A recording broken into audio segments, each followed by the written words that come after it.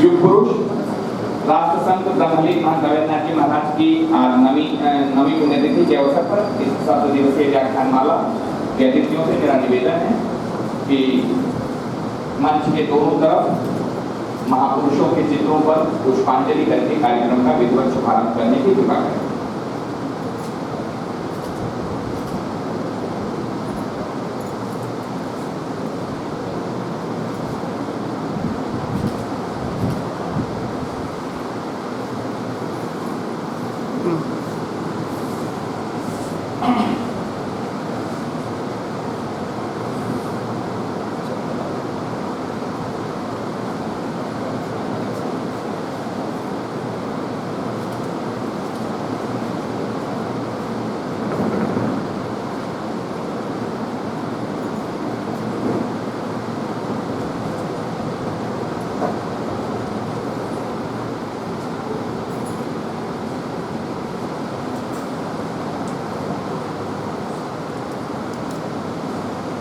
राष्ट्रसंत ब्रह्मलीन महंत अवैधनाथ जी महाराज की नवी पुण्यतिथि के पावन स्मृति में आयोजित इस 7 दिवसीय व्याख्यानमाला के आज 5वें दिवस पर आप सभी का स्वागत है।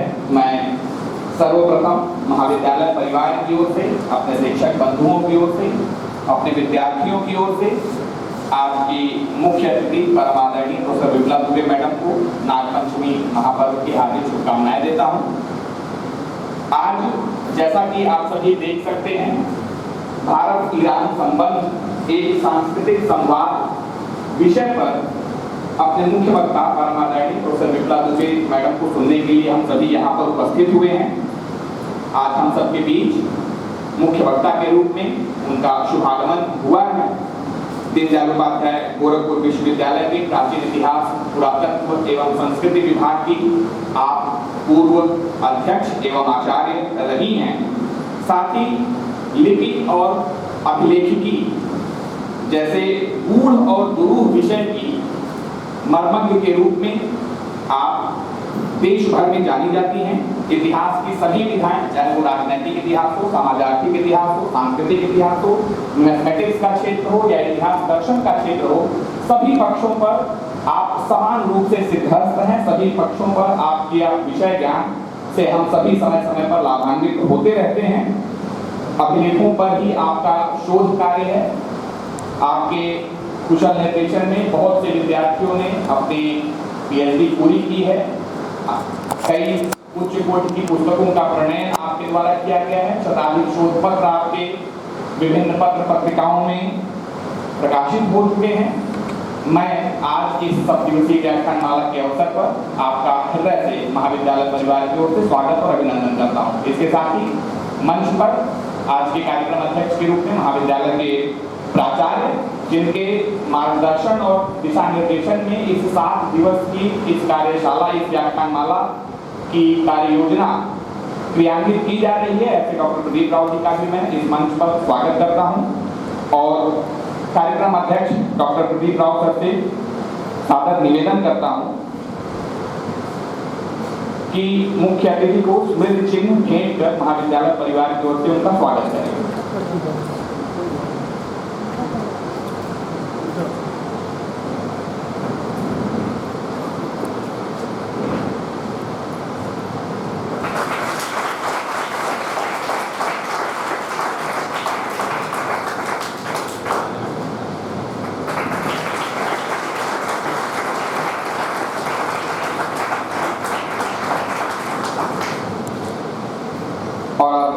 देवी मां सरस्वती की आराधना के लिए, सरस्वती वंदना के लिए मैं महाविद्यालय की छात्राओं को आमंत्रित करता हूं।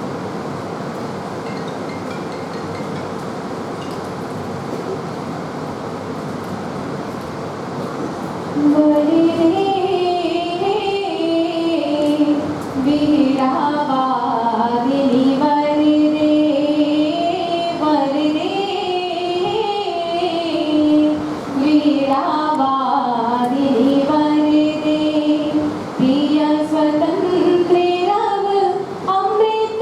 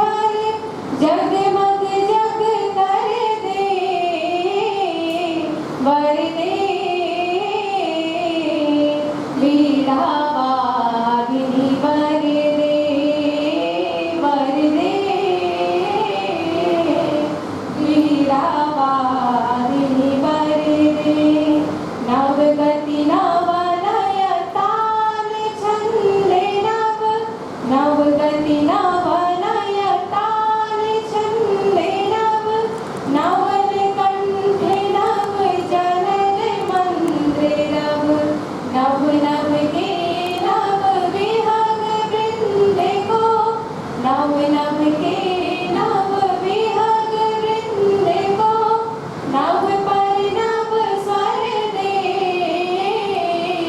वर दे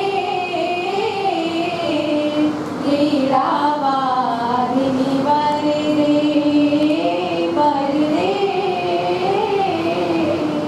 लीलावारिणी वर दे।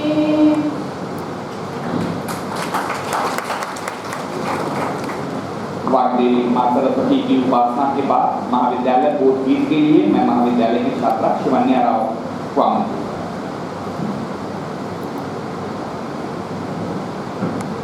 निर्माणों के पावन युग में हम चरित्र निर्माण न भूलें साधि साधना की आदि में वसुधा का कल्याण न भूलें मानागम अगाध सिंधु है संघर्षों का पार नहीं है किंतु डूबना मझधारों में साहस को स्वीकार नहीं है जटिल समस्या सुलझाने को नूतन अनुसंधान न भूलें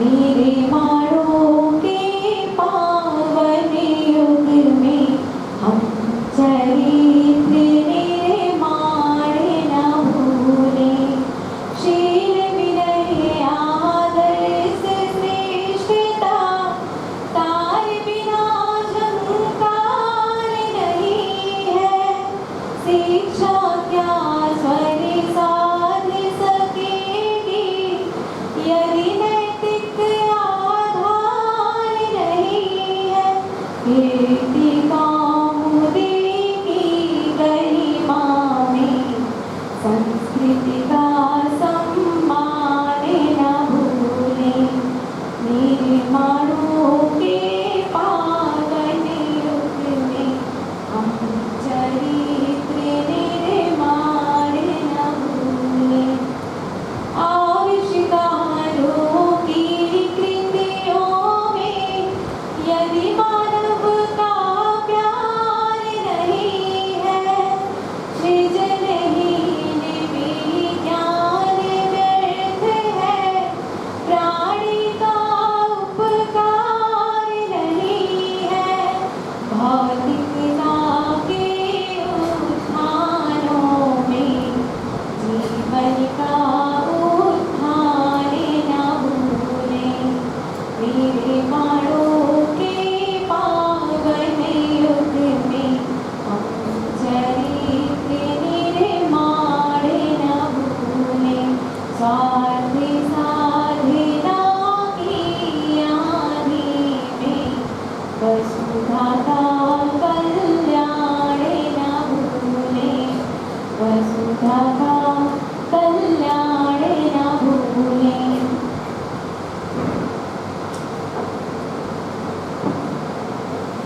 बोध गीत के उपरांत जैसा कि आज का विषय है भारत ईरान एक सांस्कृतिक संवाद, इस विषय पर हम सभी को मार्गदर्शित करने के लिए मैं आज के अपने मुख्य अतिथि मुख्य वक्ता परमादरणीय मैडम से सादर अनुरोध करूंगा कि इस विषय पर हम सभी का मार्ग प्रशस्त करने की कृपा करें।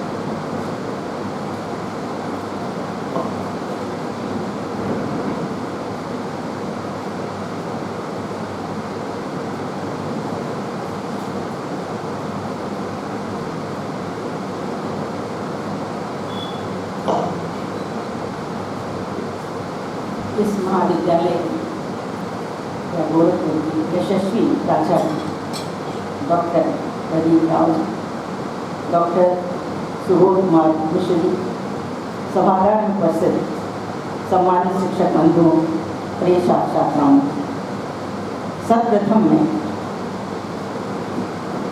ब्रह्मलीन महंत आदरणीय परमादरणीय संत अवैधनाथ जी को शत नमन करते हैं जिनकी पुण्यतिथि की स्मृति में 7 दिवसीय व्याख्यानमाला आयोजित है। शत नमन है गांधी जी को, राष्ट्र के निर्माण एवं समाज के उत्थान में बहुत योगदान रहा है। निष्पक्ष प्राग के ऊपर भी मैं कोटिशन नमन करती हूँ। प्रिय छात्राओं, जैसा कि डॉक्टर सुबोध कुमार मिश्र ने कहा कि विषय है भारत एवं ईरान एक सांस्कृतिक संवाद, लेकिन इसके पहले इस विश्वविद्यालय के इस महाविद्यालय के प्राचार्य और हमारे के लिए प्रिय शिष्य डॉक्टर प्रदीप कुमार राव जी ने कहा कि आप चूँकि आज नाग पंचमी है, इसलिए हमारे बच्चों को, हमारे छात्राओं को इसके महत्व पर थोड़ा प्रकाश डालिएगा। तो ईरान, भारत और ईरान एक सांस्कृतिक संवाद पर आपसे बात करने से पहले, क्योंकि आप जानते हैं कि हिंदुओं का यह पहला पर्व है या पहला व्रत है नाग पंचमी। आप परिचित हैं कि श्रावण शुक्ल की पंचमी के दिन इस पर्व को, इस त्यौहार को हम लोग मनाते हैं। और न केवल उत्तर भारत में, आर्यावर्त में, बल्कि संपूर्ण भारतवर्ष में नाग पंचमी मनाने की प्रथा है। बच्चों, यह क्षेत्रीयता के आधार पर कुछ भेद दिखाई देता है, लेकिन सर्वत्र पूजा की जाती है नाग की। जैसे भारतवर्ष में शुक्ल पक्ष को हम लोग मनाते हैं श्रावण की, तो दक्षिण भारत में, सौराष्ट्र में विशेष रूप से कृष्ण पक्ष को नाग पंचमी मनाई जाती है। दक्षिण भारत में विशेषता ये है कि वो लोग लाल चंदन का सर्प बनाते हैं और घर घर में चौकी पर स्थापित करते हैं और अपने द्वार पर स्थापित करते हैं, पूजा करते हैं। प्रिय छात्राओं, आप जरूर, आपके मन में कुतूहल होगा कि नाग की पूजा क्यों? क्योंकि नाग एक भयंकर होने का, दंश देने का, काटने का प्रतीक है, जिससे प्राय मनुष्य की मृत्यु हो जाती है। तो फिर हम नाग की पूजा करते ही क्यों है? वह कौन सा कालखंड था जब नाग की पूजा आरंभ हुई? उसके पीछे कारण क्या है? ये कुतूहल है ना आपको? क्या कि नाग की पूजा में देवताओं की पूजा तो करते हैं, सूर्य की पूजा करते हैं, चंद्र की करते हैं, बहुत सारे देवी देवताओं की पूजा करते हैं। उसके पीछे और नाग के पीछे, सर्पों की पूजा के पीछे निश्चित कारण तो अलग होगा। दो कारण बच्चों ये ज्ञात होता है। एक तो भयभीत होकर के मनुष्य ने पूजा के लिए दैवीकरण करना शुरू किया, जिससे उसको भय लगा, जिससे वो डरा, उसकी पूजा करना शुरू किया, उसका दैवीकरण कर दिया। और दूसरा जिससे मुक्त हो गया, जिससे उसको आनंद मिला, जिसमें अलौकिक शक्ति दिखाई दी।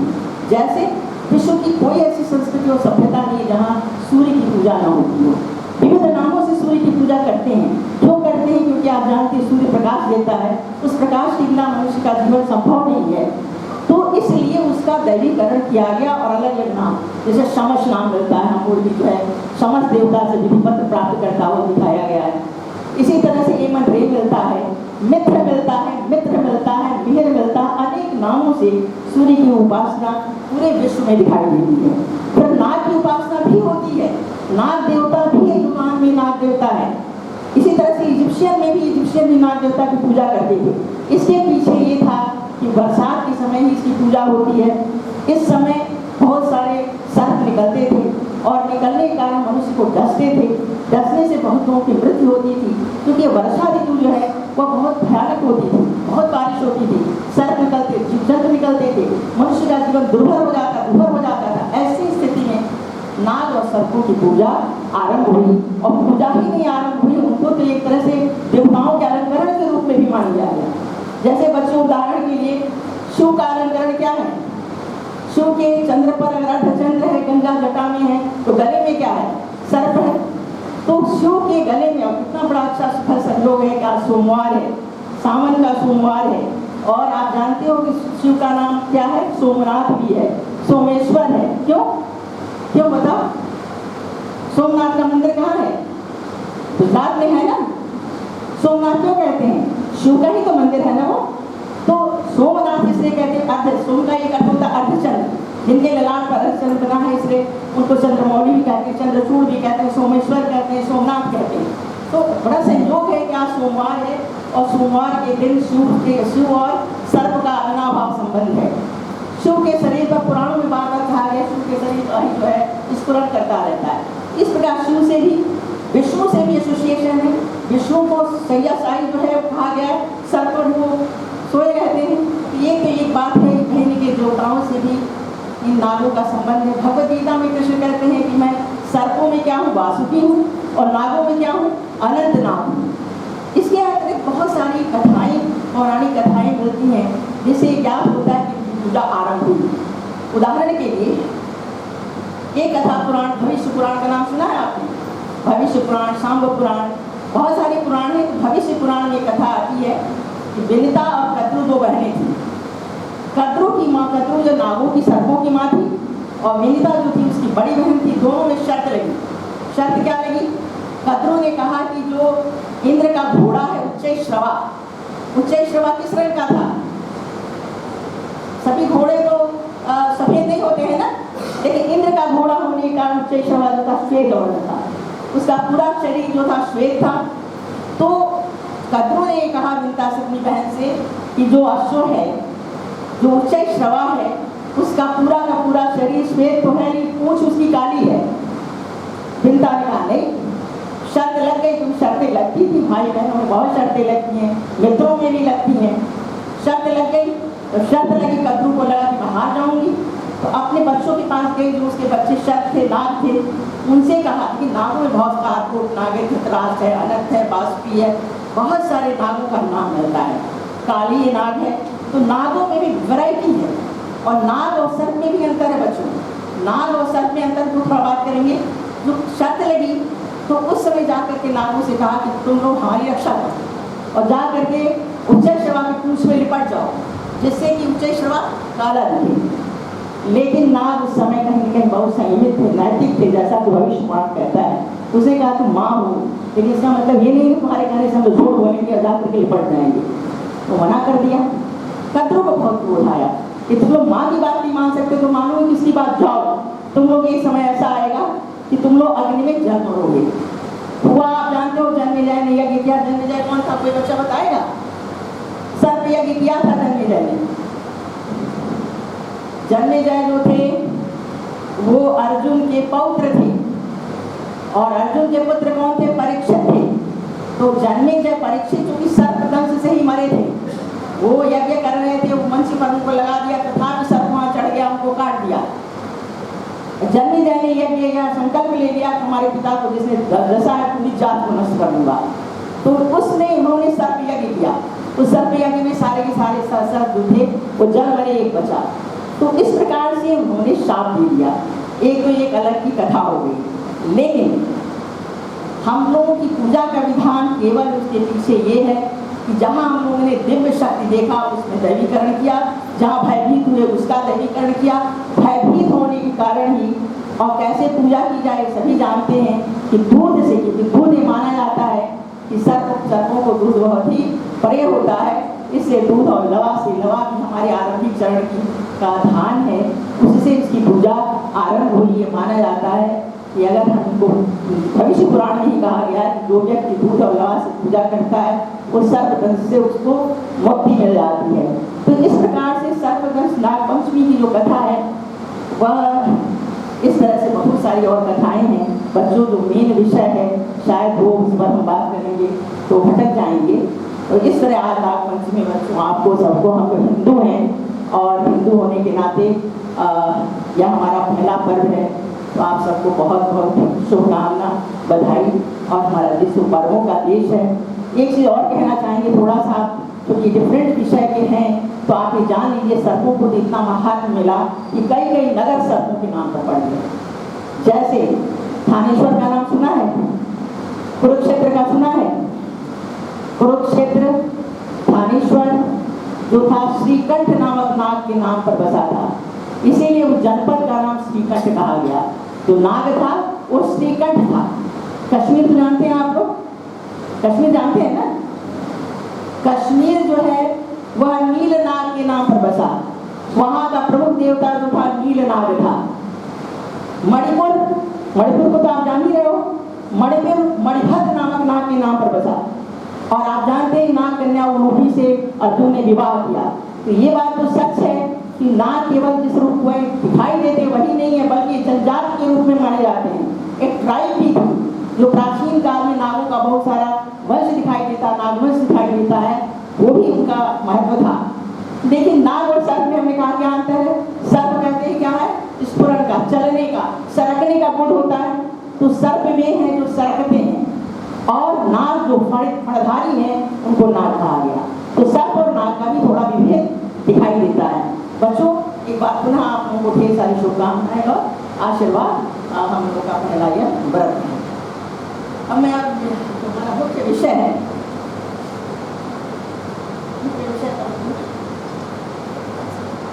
मुख्य हम लोगों का विषय है भारत एवं ईरान एक सांस्कृतिक संवाद।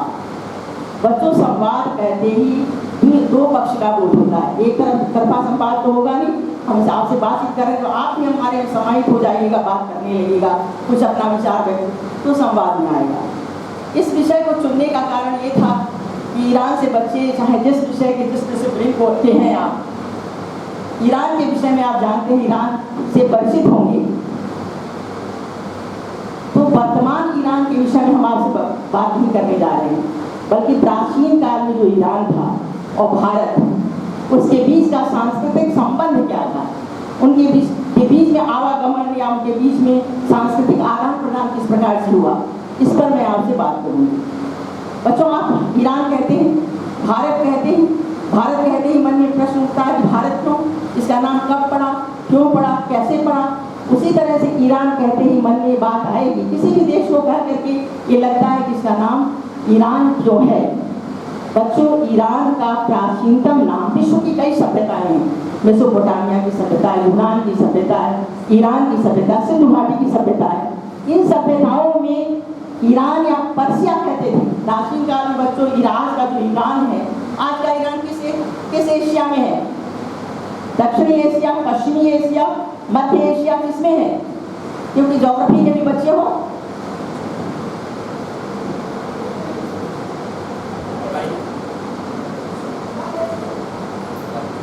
मध्य एशिया, कजाकिस्तान कहाँ है, उज्बेकिस्तान कहाँ है, किर्गिस्तान कहाँ है, ये सब मध्य एशिया में। ईरान आपका पश्चिमी एशिया में, भारत आपका दक्षिणी एशिया में। तो जो ईरान है वो पश्चिमी एशिया का देश है, और अरब जो है उस देश में सबसे बड़ा क्षेत्रफल में है, ईरान से थोड़ा छोटा है। लेकिन आज हम जिसे ईरान कहते हैं वो प्राचीन काल में उसको पर्सिया कहते थे, पारस कहते थे, फारस कहते थे। क्यों कहते थे? एक स्थान था जो पारस के नाम से, पारस के नाम से जाना जाता था। इसीलिए जो पूरब में फारस की खाड़ी है और आपका उस ओमान की खाड़ी है, और एक तरफ कैस्पियन सागर है, उससे आवृत जो है आप ईरान है। लेकिन जो यह प्राचीन नाम था, उस प्राचीन नाम के साथ साथ एक और परंपरा थी। परंपरा ये थी कि ईरान के लिए आयरान मिलता है साहित्य में, अवेस्ता में, और साथ साथ अभिलेखों में। ऐरान कैसे? अरियान, अरियान के पश्चात ईरान। देखिए मतलब क्या हुआ? ऐरान, फिर अरियान, अरियान के पश्चात ईरान। मतलब क्या हुआ? किसी कोई भी शब्द ना मतलब पूछिए, दो शब्दों को छोड़, चार शब्दों को छोड़ दो, तो शेष शब्द का निश्चित रूप से कुछ न कुछ अर्थ होता है, निरर्थक शब्द नहीं होते हैं। भाषाई आधार पर, क्षेत्र के आधार पर भाषाएं, बोलियां बदलती हैं, लेकिन ईरान का मतलब फिर क्या हुआ? ऐरान, ईरान, ईरान मतलब लैंड ऑफ आर्यंस, वह भूमि जहां आर्य रहते थे। यही कारण है कि राजा मोहम्मद ने, पहलवी ने, जो 1935 के करीब उसने यह प्रस्ताव रखा डेलीगेट्स के सामने कि हमारे देश का नाम पारस नहीं होना चाहिए, फारस नहीं होना चाहिए। क्यों? क्योंकि हमारी जो वंशावली है, बच्चों वंशावली जानते हो ना, जीनियोलॉजी, उसमें वंशावली आप जानते हो जहाँ पर हम लोग मतलब हमारे पूर्वज अपना करने जाते हैं, संस्कार करने गया में, जैसे पिथौरक में जाते हैं, तो वहाँ वंशावलियाँ हम लोग के पास हैं। वहाँ के जो पुरोहित हैं, वहाँ जो पंडा हैं, वो वंशावलियाँ करके रखते हैं। तो वो कहते हैं कि हमारी वंशावलियों में हमारा नाम ईरान मिलता है, अरियान मिलता है, तो हमारा नाम ईरान होना चाहिए। ईरान का मतलब तो लैंड ऑफ आर्यंस। इतनी बात नहीं रजा ने कहा, इसके साथ उसने और भी साक्ष्य प्रस्तुत किया। साक्ष्य ये प्रस्तुत किया कि खुद अवेस्ता में आर्य मिलता है, आर्य जो है आर्य के लिए मिलता है। आर्य देखिए बच्चा, आर्य है, आर्य का मतलब क्या होता है? आर्य एक रूप है। कोई शब्द का, हर शब्द का कोई धातु होती है, कोई रूप होता है। आर्य का रूप क्या है? एर है और अर है। भारतीय रूप में अर है और ईरानियन रूप में एर है, लेकिन शब्द दोनों एक है। दोनों का अर्थ होता है आर्य। आर्य का मतलब क्या होता है? श्रेष्ठ, स्वामी, मास्टर, नोबल। इसके साथ साथ एक अर्थ होता है जनजात, रेस। भारत, चूंकि हमने ये विषय इसलिए चुना बच्चों, क्योंकि हम लोग भी आर्य बहुत से गर्व से कहते हैं हम आर्य हैं, और ईरानी बहुत गर्व से कहते थे कि हम आर्य हैं। इसलिए उनका नाम उन्होंने ईरान कर लिया। अरियान से ईरान हुआ। अब सवाल ये है क्या सिमिलरिटी हम लोगों में है? ऐसा हमारे यहाँ कुछ है क्या? हम भी कहते हैं अपने को, उनके विद्यानुसार कहते हैं कि हमारे हैं। दारायूस कहता है कि हमारे हैं, हमारे वंश में सब आर्य हुए। बेस्तोल में और नक्शे रुस्तम में कहता है हम आर्य हैं। अर्थात श्रेष्ठ है ही नहीं, हम जब आर्य जनजाति के हैं, हम आर्य रेस के हैं, ये बात कह रहा है। हम लोग भी बार कहते हैं आर्य। तो इस तरह से आर्य का प्रयोग ईराना शब्द की वह क्षेत्र जो आर्यों का क्षेत्र था, एरियाना, ऐराना, ये सारे क्षेत्र जो थे आर्यवासी क्षेत्र थे। पुनः हम ये देखते हैं कि भारत में कोई क्षेत्र है क्या जो आर्य क्षेत्र के नाम से जाना जाता था? बच्चों जहाँ तुम लोग बैठे हुए जिस क्षेत्र में, उस क्षेत्र को भी प्राचीन भारत में आर्यावर्त कहते थे। जैसे वो ईरान कहते हैं ना कि हम आर्य हैं, हमारा जो जिस भूभाग में हम रहते हैं वह आर्यों का भूभाग है। हम पारस क्यों अपने को कहें, हम पर्शियन क्यों कहें, फारसी क्यों कहें, हम तो आर्य हैं। इसी तरह से आर्यावर्त जहाँ आप हो, अर्थात केवल आप ही नहीं हो, बल्कि आर्यावर्त पूरा उत्तर सीमा अर्थात नर्मदा से लेकर हिमालय तक, और यहाँ पूर्वी जो बंगाल की खाड़ी से लेकर पश्चिमी सागर तक, अरब सागर तक का क्षेत्र, इतना बड़ा क्षेत्र आर्यावर्त के नाम से जाना जाता था। क्या इसकी परिभाषा होंगे? आ समुद्रात वही पूर्वात, आ समुद्रात पश्चिमात, तयोर रेवांतरोर वीर्यो आर्यावर्त विदुर्बुधा। अर्थात विद्वान पूर्वी समुद्र से लेकर बंगाल की खाड़ी से लेकर अरब सागर तक, पश्चिमी समुद्र तक, और हिमालय से लेकर के विंध्याचल तक के क्षेत्र को आर्यावर्त कहते हैं। तो आर्य कहने का जो गर्व दिखाई देता है, जो बार बार वो कहते हैं, वो बात हमारे भारत दोनों, चूंकि आप ये ध्यान रखिएगा कि ईरान और भारत के जो आर्य हैं दोनों एक ही परिवार के थे हैं, लेकिन एक समय के साथ दोनों अलग हुए। और क्या क्या विशेषताएं हैं बच्चों? अब अगर हम देखें आपके भारत का नाम क्या है? भारत का नाम पहले क्या था? पहले भारत का नाम अजनाब था।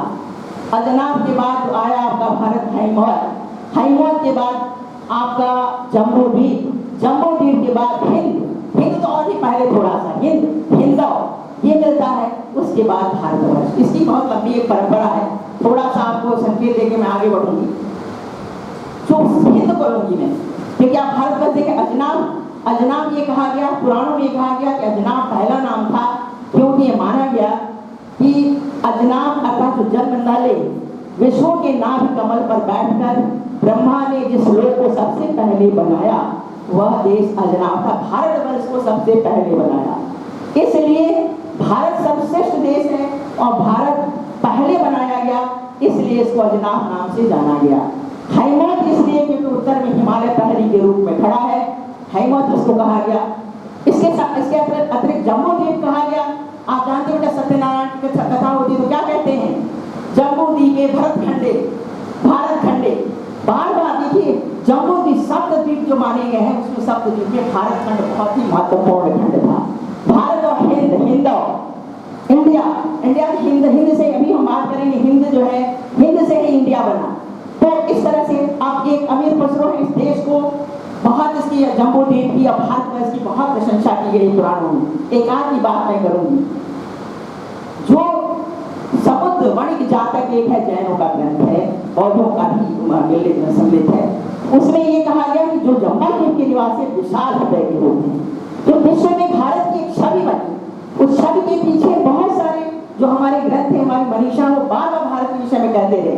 सिंघली कहते रहे कि भारत जो है एक विशाल देश है, साथ साथ यहाँ के लोगों का हृदय बहुत विशाल होता है, इनके पास विपुल भोजन की सामग्री है, कि जहाँ निवास करते हैं बहुत बड़े बड़े आवास में रहते हैं। इस तरह की बात, इनके वैभव की बात सिंघली भी करते हैं।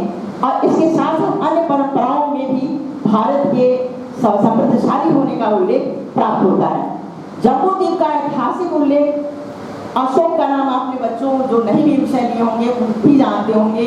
अशोक अपने लघु शिलाभिलेख में जम्बू द्वीप की बात करता है। जम्बू द्वीप की रेखा खींचना थोड़ा मुश्किल है, लेकिन सभी विद्वान कहते हैं कि उसकी रेखा हमको नहीं, भौगोलिक रेखा बनाना थोड़ा कठिन है।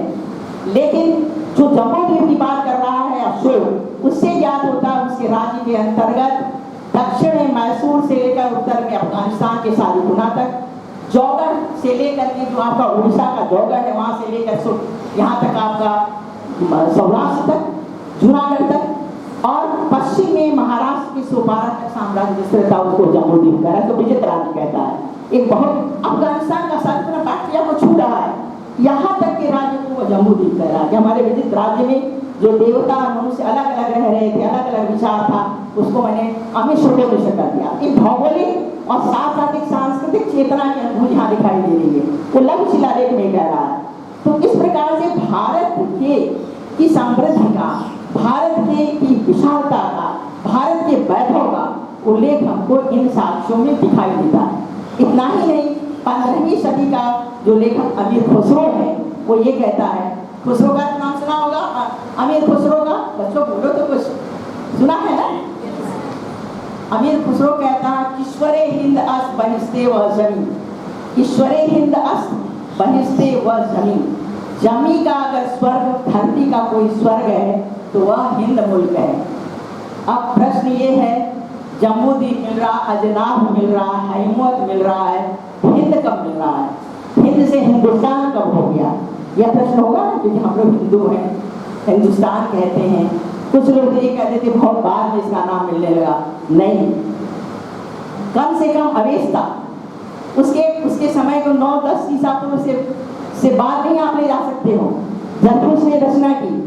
इसमें हफ्त हिंदू का प्रयोग करता है, हफ्त हिंदू, हिंदू नहीं हिंदू, हफ्त, हाँ पर भी बिंदी चंद्र बिंदी है और वह हफ्त हिंदू।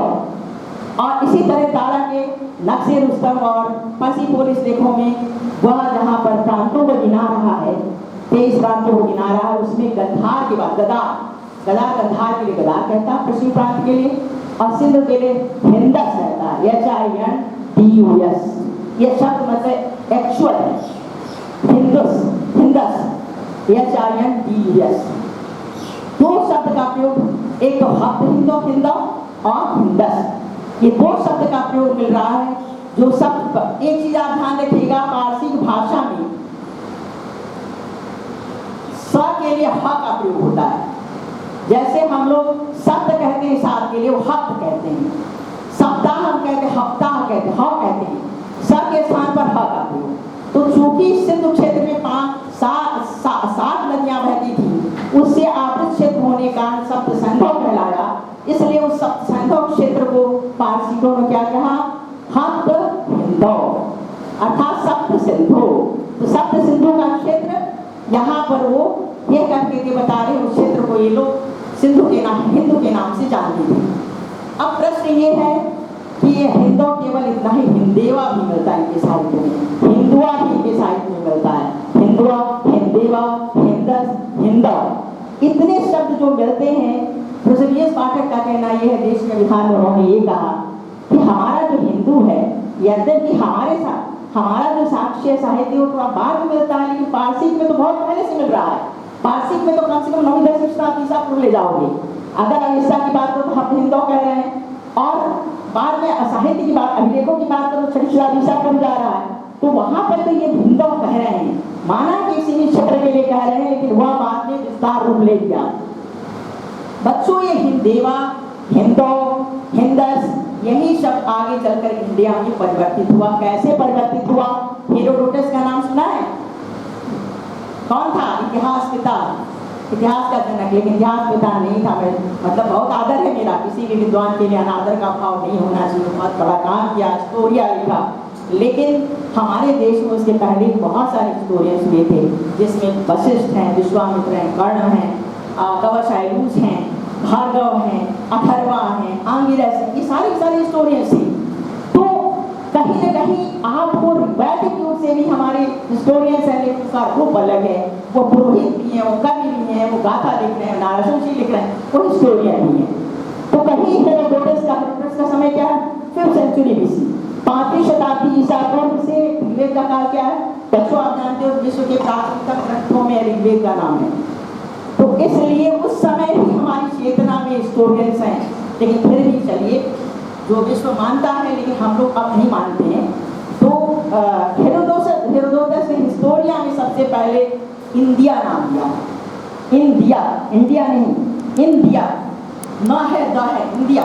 और वो कहता है इंडिया बहुत वैभव संपन्न था, वहाँ कई भाषाएं बोली जाती थी, कई जनजातियाँ थीं, और साथ साथ इसके वैभव की प्रशंसा करते हुए कहता है कि वो इतना धन संपन्न था कि 360 टैलेंट सुवर्ण चूर्ण पर्सिया को देता था करके कहा। लेकिन अब जैसे पी वर्मा कहते हैं क्या नहीं मानेंगे इसको, कहते ये तो बच्चों आपके लिए नहीं बल्कि विद्वानों के लिए बहस की विषय है कि जिसका दावा वो कर रहे हैं वो कितना सही है। लेकिन इससे हम लोग इतना निकालना है कि वो हेरोडोटस को भी हमारी इंडिया के विषय मालूम था, इंडिया जानता था, भारत को जानता था, संपन्न जानता था। जैसे आपकी जातकों में संपन्नता की बात हुई, जैसे सिंगली अनुसूचियों में वो सारी संपन्नता की बात वो भी कर रहा है। तो इस तरह से इंडिया के विषय में ये तो अभिधान की बात हो गई बच्चों। अब थोड़ा सा इंडिया और भारत की जो वैचारिकी है, देवी देवताओं के विषय में जो बातें एक समान दिखाई देती उस पर थोड़ी बात करेंगे। जैसे बच्चों हम लोग का धार्मिक ग्रंथ कह लो या सबसे पवित्र कह लो या ये भी बोल लो सबसे प्राचीनतम ग्रंथ ऋग्वेद है। तो ऋग्वेद के समान ही इनका पारसिकों का ग्रंथ क्या है, अवेस्ता। अवेस्ता इनका प्राचीनतम ग्रंथ है और अवेस्ता और ऋग्वेद में बहुत समानता दिखाई देती है। जो असमानता है बच्चों वो क्षेत्रीयता के भेद के कारण है। जैसे मान लीजिए कि भारतवर्ष में ही एक शब्द कश्मीर में जो बोला जाता है जरूरी नहीं है कि वही शब्द जो है मैसूर में कुछ अलग तरह से बोला जा सकता है। तो अवेस्ता और इसमें इतनी सिमिलरिटी, इतनी समानता है कि विलियम जोन्स जो कि एशियाटिक सोसाइटी की स्थापना किया, वो जब अवेस्ता का अध्ययन किया तो उसने भी कहा कि जब अवेस्ता पढ़ते हैं तो ऐसा लगता है कि 10 शब्दों में से 5-7 शब्द संस्कृत के हैं और ये बहुत बड़ी बात है। ऐसा लगता है कि उसी का अनुकरण है। अवेस्ता का रिलेशन किससे जोड़ा जाता है, जरथुस नामक महान महात्मा से या ऋषि से जोड़ा जाता है और उस ऋषि को टीके वर्मा कहते हैं, जगह जगह अथर्वा कहा गया। अथर्वा कौन थे, अथर्वेदी ऋषि थे।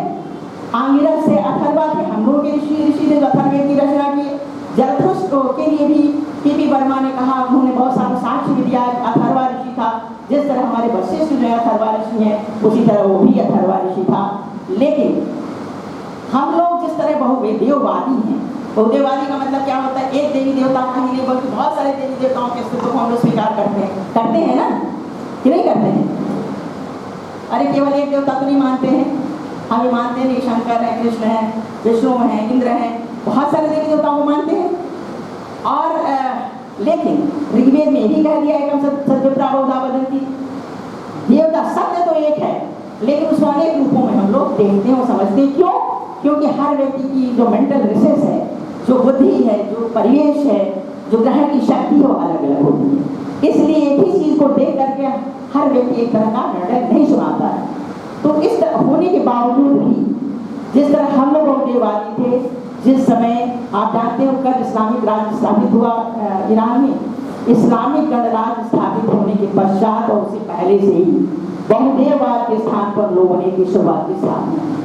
बहुत सारे देवी देवता थे वहाँ पर। ऐसा मत मानिएगा ईरान में मंदिर नहीं थे, ईरान में मंदिर भी थे, बहुत सारे मंदिर थे। और बहुदेववादी होने के कारण सबसे बड़ा देवता प्रारंभ में उनका देवता जो था मित्र था। मित्र हमारा मित्र है। मित्र का मतलब होता सूर्य देवता।